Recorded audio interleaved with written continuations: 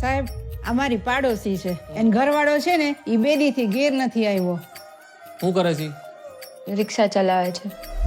બોલો સાહેબ ક્યાં જવું? બોલો. જુનાગઢ ફરવું હે, ફેરાવ જુનાગઢ ફરવું 1500 થાય, ફેરવી દો. બોલો. નામ હું છે તમારા ઘરવાળાનું? લાલુ. જો આ હે ને ડામો કુંડ તમારો ને આ ગિરનાર હિમાલય કરતા જૂનો ને આમ હે ને ઉપર પીપળો હે પ્રાચીન. એ સૂંઘવાની પીવાની કઈ લત છે કાંઈ? તમને ખબર પડે એમને ક્યાં હોદવા જવા અમારે? ક્યારેક ક્યારેક પીતા હતા. ક્યારેક કે રોજ?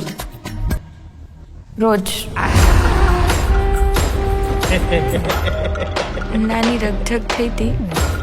ફોટો પાડી આપું તમે? હા અહીં ઉભા રહ્યો. આયા ઈ રાત પછી પાછા નથી આવ્યા.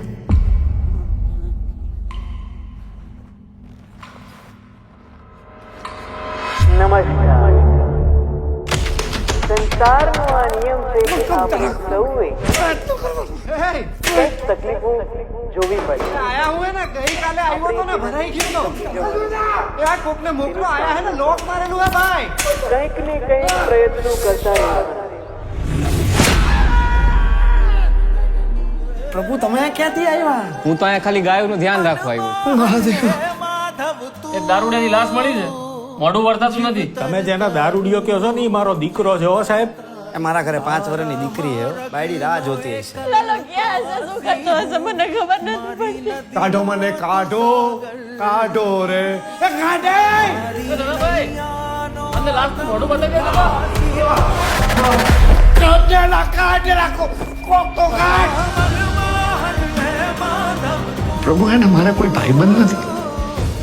પ્રભુ તમે મારા ભાઈબંધ બનશો.